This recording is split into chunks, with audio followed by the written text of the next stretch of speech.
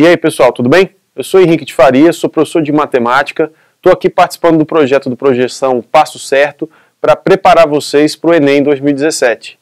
Eu trouxe aqui para vocês um método para você se preparar melhor para essa prova que vai vir. O melhor jeito de se preparar para essa prova é conhecê-la, saber o que mais cai, e como se portar dentro do seu estudo diário. Então, eu trouxe aqui para vocês uma estatística dos temas mais cobrados dentro da parte de matemática. O tema mais cobrado, com 24% dos itens das questões, é porcentagem e razão e proporção.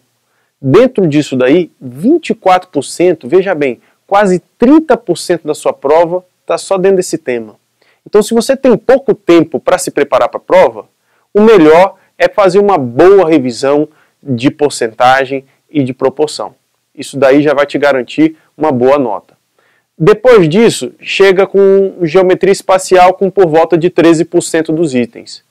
Geometria espacial é um tema muito bom, o examinador gosta de cobrar isso porque é um tema fácil de se escrever questões. Veja bem, tudo que está à nossa volta posso encaixar com geometria espacial. Eu posso falar do volume de um prisma, contextualizando com um prédio, eu posso falar de esfera, posso falar de cilindros, de cone. É um jeito muito simples do examinador escrever questões, por isso que cai tanto. E aí você tem que ter um domínio de todas as fórmulas de volume, de área, de proporção entre essas coisas, entre as figuras. É muito importante dominar geometria espacial. Lembre-se de que para dominar geometria espacial, você tem que primeiro dominar geometria plana. Então vale a pena você se dedicar para esses dois temas, geometria plana, e quando tiver uma base boa dentro disso, passar para a geometria espacial. Dominar todas as formas de volume, de área. Lembre-se bem disso. Volume e área, importantíssimo para a sua prova do Enem. Depois disso, vem a aritmética com por volta de 10%. E às vezes me perguntam assim, pessoal, não entendi o que é aritmética. Aritmética, gente, é conta básica. Multiplicação, divisão, adição e subtração. Vem um texto base, você tem que interpretar aquele texto e normalmente a resposta é fazer uma conta, uma subtração, uma multiplicação, uma coisa extremamente simples. Se você prestou atenção nas porcentagens que eu disse, juntando esses três temas, você já tem por volta de 50% da prova. 50% da prova estão nesses temas simples, que estão no nosso dia a dia, porcentagem, proporção. A proporção, gente, é regra de 3. Depois a aritmética, que é fazer conta. E geometria espacial, que é cálculo de volume e área. Se você dominar isso, você já tem, segundo as estatísticas, por volta de 50% da prova. E aí já quebra aquele estigma de que matemática não vale a pena você estudar. Eu acabei de falar 3 assuntos que, se você dominar, você já vai ter mais ou menos metade da prova. Então vale a pena você se dedicar muito a esses 3 temas. E fugir de temas que não caem tanto. Então, por exemplo, função logarítmica não é um tema que cai muito na prova. Pode cair uma questão ou duas no máximo, mas assim, não vai ser um tema que vai te derrubar.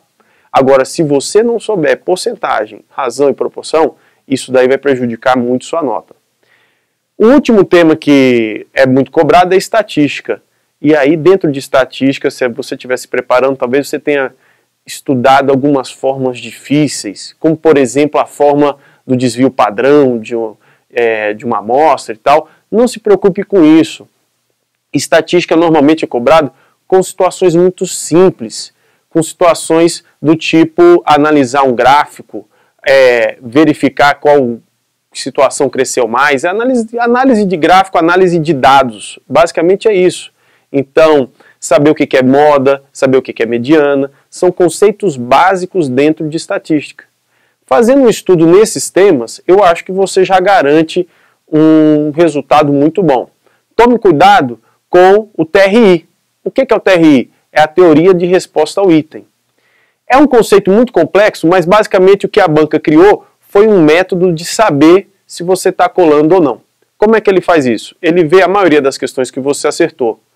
E elas são classificadas em médio, fácil ou difícil. Se você acertou a maioria das questões fáceis e tem uma questão difícil, só uma difícil que você acertou, esse método de corrigir entende que essa questão difícil que você acertou foi um chute, e aí ela vale menos.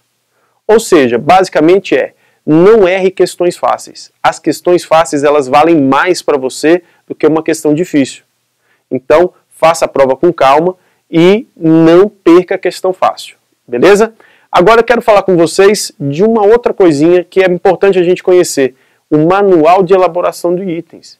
O examinador, ele recebe esse manual para escrever as questões de vocês. E lá existem frases, que são instruções, que ele tem que seguir, que te ajudam muito na hora de fazer a prova. Vou falar algumas com vocês e vou fazer um comentário. Então, por exemplo, tem lá escrito no manual de elaboração de itens: considere o tempo médio de 3 minutos para a resolução do item.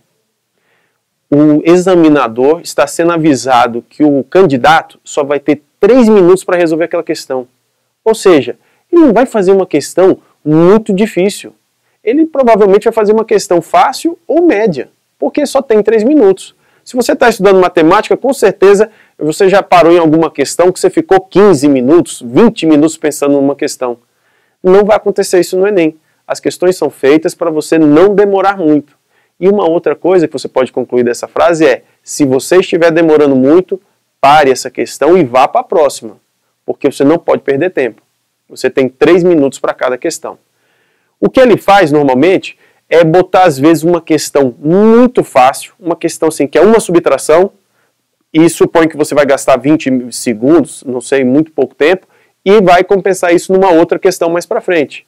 Vai botar uma questão mais puxada para você gastar mais tempo nela. Então vale de novo a dica que eu acabei de dizer. Perdeu muito tempo numa questão, passou 3 minutos numa questão, não conseguiu resolver, mude de questão, tudo bem? Outra coisa importante é, olha o que está escrito: no enunciado, inclui-se uma instrução clara e objetiva da tarefa a ser realizada pelo participante do teste. Essa instrução poderá ser expressa como pergunta ou frase a ser completada pela alternativa correta. Não existe no seu Enem nenhuma questão do tipo assinale a errada ou questões daquela que você julga os itens. É sempre uma pergunta clara e objetiva: qual é o volume? Quantas pessoas fizeram isso? Uma pergunta clara e objetiva ou uma frase a ser completada pelas alternativas. Pode vir assim: a área total do prisma é igual a, e nas alternativas os números. Pessoal, isso facilita muito para você. Essa frase vem lá em destaque e você não tem que ficar pensando muito no que o examinador está pedindo. Está lá claro, expresso, no comando, diferente de outros vestibulares que fazem outros tipos de questões.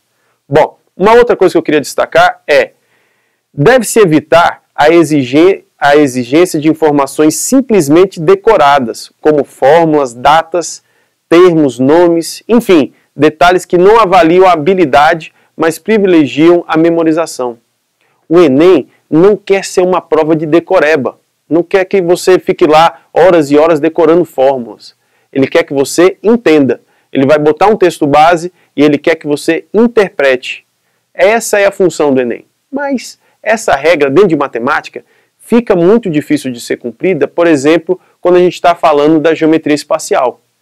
É óbvio que você pode entender o texto que está falando de um cilindro ou de um tronco de cone, mas você não vai conseguir desenvolver nada se você não souber as formas dessas duas figuras. Então, tome cuidado com essa informação, mas isso é importante a gente destacar porque não tem peguinha no Enem. Essa frase deixa claro isso. Não vai ter peguinha. Então, não fique achando que o examinador escreveu alguma coisa ali na questão para tentar te enganar. Se você leu uma questão e achou que ela está muito fácil, às vezes a gente lê uma questão e fica assim: nossa, essa questão está muito fácil, deve ser peguinha isso aqui. Não, não é peguinha. Ela é muito fácil mesmo. Faça com calma, tá? Domine as formas, domine os assuntos, mas principalmente domine interpretação de texto. Leia o texto base com calma e vá fazendo as interpretações devidas, você vai resolver a questão com facilidade. Eu deixei aqui algumas dicas, tomara que eu tenha te ajudado. Boa prova, um abraço.